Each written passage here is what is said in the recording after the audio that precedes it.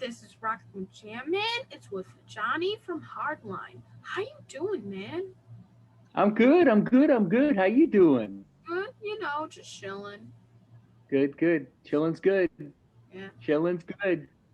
Congratulations on your new album, Heart, Mind, and Soul. Thank you. It's an important record for us. I I have a lot of records out. I'm going to tell you, and you're not going to believe this, but I'm working on album number. You ready for this? 96. 96 albums between Hardline, Axel Rudy Pell, Crush 40, all my crushers, and it's a lot of albums. And this is it's got to be one of my favorites, Heart, Mind, and Soul, because I've had some time, like all of us have, with this crazy COVID stuff to sort of, reset and rethink, about our lives and what's next, how we're handling things and situations. And I realize there's a lot of mental health issues that are out there, environmentally and chemically. And, um, you know, fortunately, I don't have any of those issues, but I recognize that people do. And so it was important to me to make an album that really supported people and a good positive message. And of course, that it kicked ass, but that it, spread a good, responsible message. That's just kind of who I am and what I wanted to do in this record. And that's how Heart, Mind, and Soul was born. I love that song, Fuel to Fire, man. It was awesome. Thank you.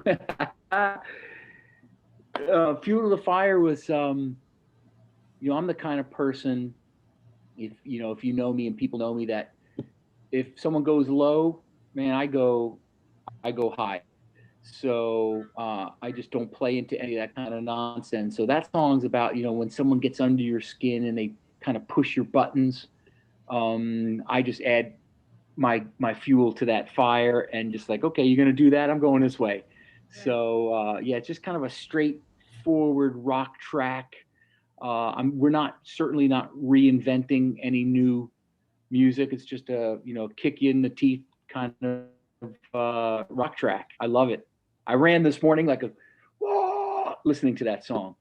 It's kind of like, oh, you can play that game, kind of Yeah, thing. exactly. Yeah, exactly right. Yeah. Mm-hmm. You can play, Sure. Go ahead. You play that game. I'm gonna do this. yeah. Exactly right.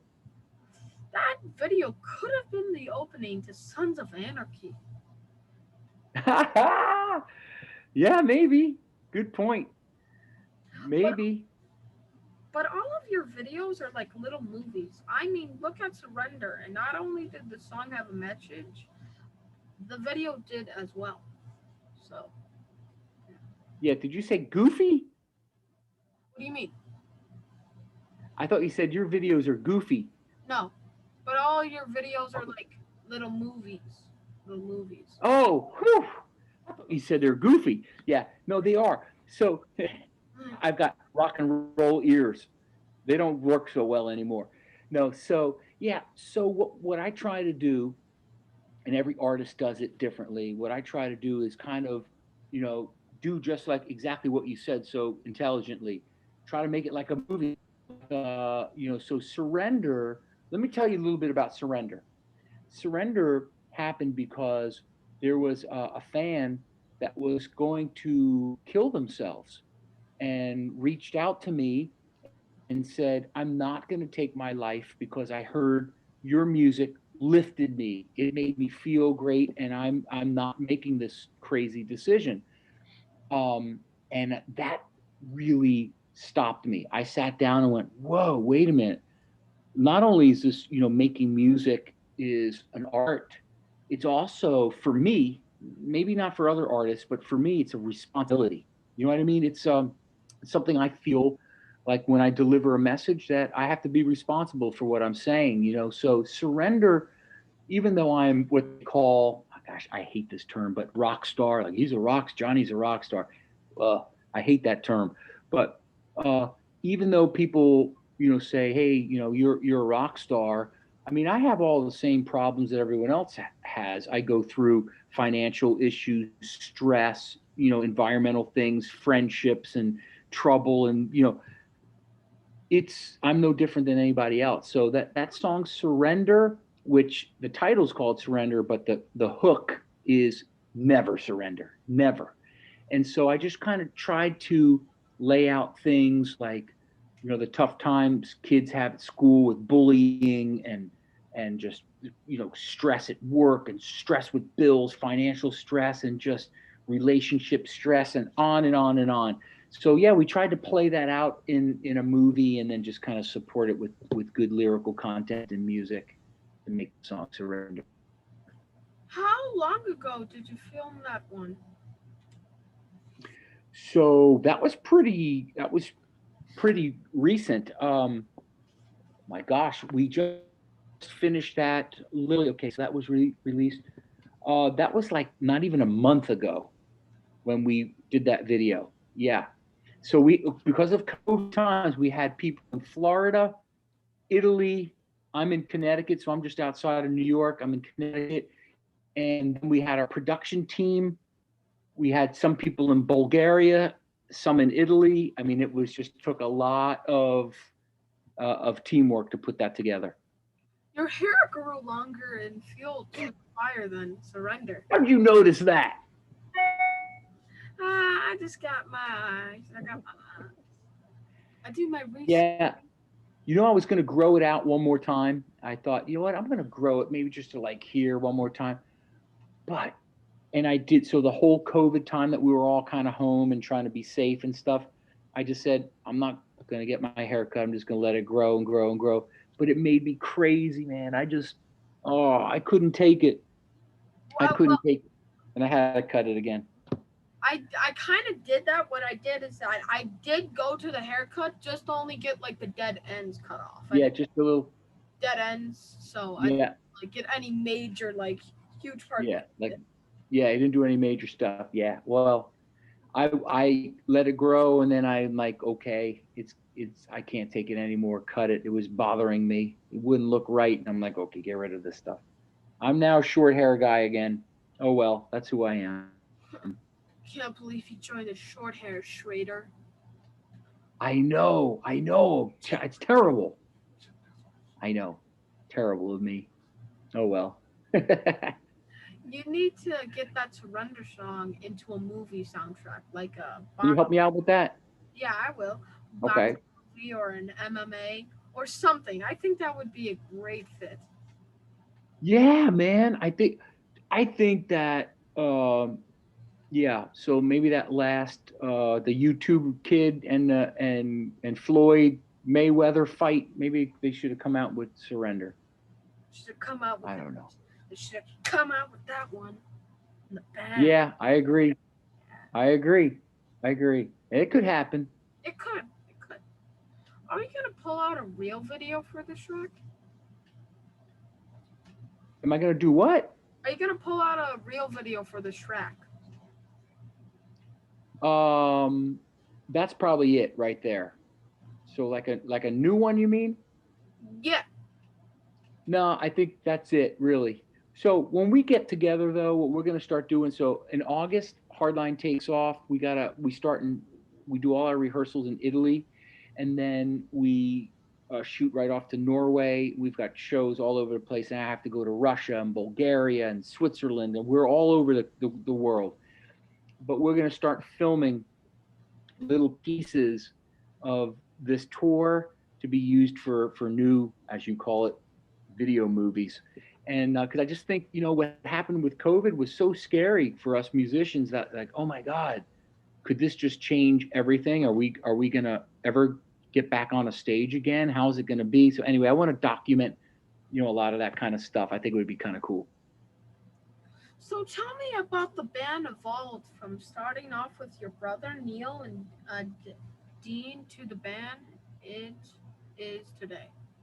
Yeah, good question. So Hardline formed um, many, many moons ago. So actually started happening in like 1989, and I met Neil Sean because Neil used to be married to my sister, and so we would have we spend Christmas and stuff together, and my brother and I were jamming. We were going to put this record together called Brothers, and we were kind of rehearsing some songs that we were going to record. And Neil came running into the kitchen saying, "I love that song. Let me see the guitar." And then he started working on different chords and stuff. And I went, "Oh my God, it's incredible!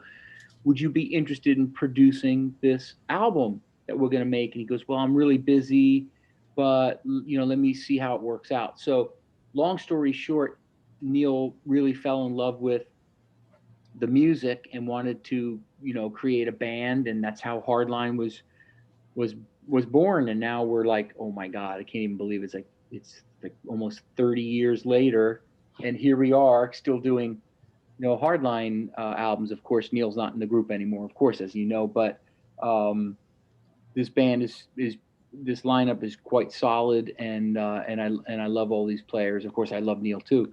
But yeah, that's how it all kind of came together. And then Neil said, "Hey, I'm you know Dean Castronova, who's a drummer I've worked with for so long, and I want to bring him in." And then Dean said, "Hey, I know this guy Todd Jensen. He's playing with David Lee Roth, and he's so awesome. He'll fit great." And so it all just kind of came together, and that was a really obviously powerful band with a great opening record, Double Eclipse. And Do you, are you still cool with your former members? am I still what? I didn't hear you. Are you still cool with your former members? Oh yeah, totally. Yeah, absolutely. Now I don't talk to Todd that much.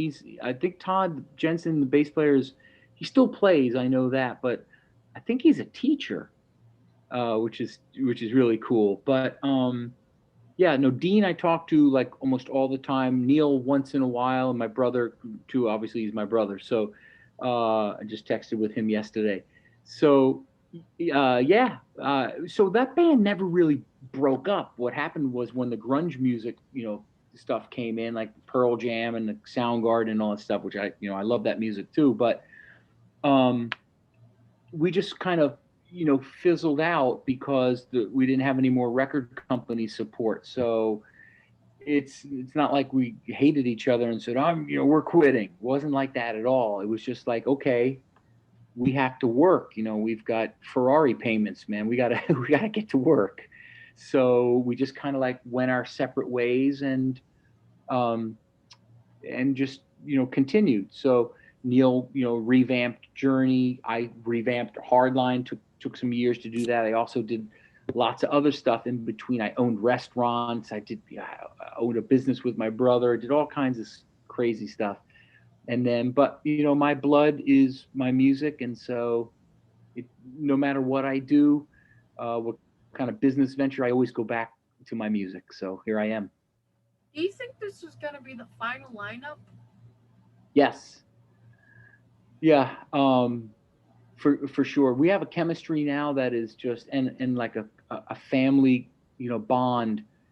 Um, you got to imagine we're traveling together. We're on airplanes, buses, trains. When we're always together, but when we get back to our individual hotel rooms, we start texting each other right away. It's like we miss each other and we want to be together. It's a real family, and we know each other so well inside and out, and that's what you need. And so when that works, you don't want to break that. And they're all obviously all really talented musicians, and we make albums fast. This last album, so this album, Heart, Mind, and Soul, which comes out July, help me, July 9th. Um, we made this album fast, like in 1 month. This album was written, recorded, and mastered, ready to go. And that's pretty unusual for a band to do that. So you are the biggest band in Hollywood? Yes, yeah, that's true.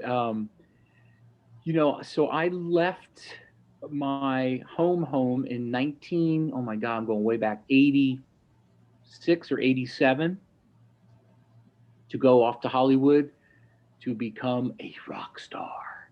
And I wasn't going to stop, you know, until I accomplished that.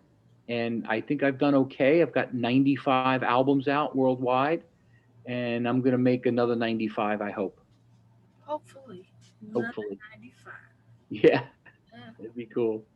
Back in the day, did you play a lot of celebrities and rock stars? Did I play with? The four. Four. For. Yeah. So yeah, it's not uncommon for a lot of big rock stars to come and hang out at your shows. So yeah, I remember like Roger Daltrey from the Who was at a show, and who else? Brian May from Queen, and yeah, on and on and on. So, and that's always a thrill when your idols are there to come see you perform and bring their family and their kids and stuff. It's always like, wow, it's incredible. I got to pinch myself to make sure I'm still living. But yeah, it's cool. Are you disappointed that Smash Crash and Burn never got released? No, I'm glad it smashed, crashed, and burned. No, it was a horrible movie, horribly made, horrible acting, horrible storyline. But sometimes we do things in our lives that we're not always proud of, and the experience was great, the learning experience, but everything beyond that experience, it was horrific. And I saw the show, I saw the movie in a theater, like a preview theater, and it was so bad. I'm like, oh god, I'm so glad that that never came out. There's a couple scenes on YouTube that you can find, and they're ridiculous. Man, that sounds like a wonderful movie, eh? Oh god, horrible. I would enjoy that movie. You would have laughed. That you made. You would have laughed on my behalf. Okay, you have a. Do I have your word? Do I have your word? Yeah, I will laugh. Okay, I trust you on that. yeah, totally. I trust you. And Brandon Lee requested that you were the band for his soundtrack. How cool was that? That was beyond cool. So he was actually a fan of the band, and of course, I was always a fan of his father, Bruce Lee. Every kid wanted to be like Bruce Lee, and so that was really thrilling. And to go and watch the movie before it was out with your music in it was just like another wow scenario. So it was totally amazing, and hopefully we get more songs. I love putting song like my gaming stuff for Crush 40. I really love when a music works in a scene. I think it's cool, man. When like when a piece of music can like make a scene happen, can make it, we call it making it move or making it lift. It's a cool thing. So back then, you know, to see that happen in a Brandon Lee, films, amazing. And it's also kind of cool. Sometimes it's on TV too, and so I'll like watch it and I hear my own song and go, wow, that's just weird. That's just so weird. That's my song in that movie. So yeah, that was a cool experience. That was awesome. Yeah. Now with Neil and Dean back in being in the journey, was there ever a time that you got to try out for the lead singer slot when it was open? That's a really great question. Everyone asks me, um, everyone asked me that question, and I don't know that those were shoes that I would want to fill. So Steve Perry is Steve Perry, and yeah, their new guy sounds just like him. I would not have sounded like Steve Perry. My voice is completely unique, and it would have made Journey sound something totally different, and that wouldn't be fair to Journey. So even if they would have asked me to audition or sing or whatever, I would have said no because I would not be able to bring value to them. It would have sounded like me and not like Journey. So like I couldn't sing like Don't Stop Believing. I mean, I can sing it, but I wouldn't sound it would sound like me singing it. And that's not fair to the fans who want to hear and remember Journey as the way it sounded. You know what I mean? So I would have turned that down 100 million%. I don't care how much money they would have thrown at me. It would have been about being able to make sure I could do the job correctly, and I wouldn't have. No way. What else have you been doing to keep you busy during the lockdown? What else have you been doing? Oh man, I didn't. This lockdown didn't slow me down. I did 2 albums. Did an album with Axel Repel, and of course wrote Heart, Mind, and Soul that comes out on July 9th. And I've been writing with other other artists, and I've been writing a book called From Rags to Riches minus the gold, and it's all about my career. It's kind of like an autobiography. So I'm writing a book. What else am I doing? I did a lot of stuff around the house. I did a lot of construction stuff, which I love actually. And what else did I do? And I sang a whole bunch of songs for other artists, and then planned all the touring, and that takes a lot of time. If you can only imagine with COVID, I moved like 60 plus shows like 3 times. It's just incredible. We're just now starting to. We're running out of time. So just now started to announce shows because COVID was so crazy. And we had to keep canceling. So yeah, I kept busy. Nothing slowed me down with COVID. It was my opportunity because I was so isolated to really my studios in my home to really just work. If you could pick the lineup for your dream tour, who would be on it? Oh wow! Like to play with or in the band? Like anyone, like you could tour with, like Oh wow! So, oh man, that is so.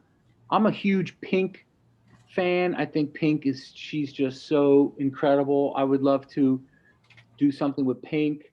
Um, let's see if I could tour with Queen, I would tour with Queen. Huge Queen fan. I don't know. I just gosh, I don't know. There's some. Yeah, I mean, I love the Scorpions. I and and I've toured with a lot of these people. So I think I would love to do something different. So I think my number one answer would be to do something tour with Pink.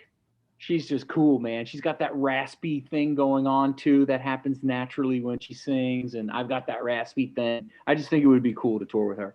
I'm gonna start a fight. I'm gonna start a fight. Yeah. I'm gonna start a fight. Yeah, I have to get going. I hate to cut our interview short, but I'm out of time because I have interviews every 30 minutes. And I'm so sorry to make it. Can we talk again another time? Yeah, sure. Yeah. Can I just ask one more question? Of course you can. Practicing your vocals at all? You seen what happened when Vince Nell just went out and did not get his vocals ready. So have you been practicing your vocals? Yes, so I heard about that, but I didn't actually see it happen. And you know what happens? I have friends that are professional singers, like in theater and stuff, and their voices, it's called hemorrhages. Like the vocal cords start bleeding and they have to stop singing, and or you get really hoarse or swollen. And I've only, luckily, thank you God, I've never had to cancel a show because of that, but I've had shows where it was a struggle to sing. Like I had to really like work around notes and stuff to be careful because some of the range was gone or whatever. And it's rest. The voice needs rest because it swells, the vocal cords swell, and then they can't, the top end can't hit together. It's kind of like a reed on an instrument. Everything has to be clean and cool. And that was unfortunate for Vince. I'll have to check into that. I have to see exactly what happened, if he had like a real medical condition or if he was just hoarse and swollen and beat. You know what I mean? That happens. Sometimes you just got to stop and no talking for like 3 days. I mean, like nothing. You can't say, you can't whisper, you can't say a word. 3 days, nothing. How do my followers follow you? How do my followers follow you? How what? How do my followers follow you? Where did they go to like? How do your followers? So your followers can follow me. So we have, of course, Instagram account. Don't ask me what it is. We have a Facebook account. Don't ask me what it is. We have hardlinerocks.com. You can always see what's going on. From hardlinerocks.com, you can get to all the rest of the social stuff. All right, man. Thank you for being on my show, man. I hope the next time we talk, set the backstage at one of your shows, dude. I'm sorry if I got you late for your next interview. Sorry if I got you late. Sorry, man. It's all good. Good talking to you. Be safe. Be well. We'll talk again. Stay cool, bro. Bye. You too.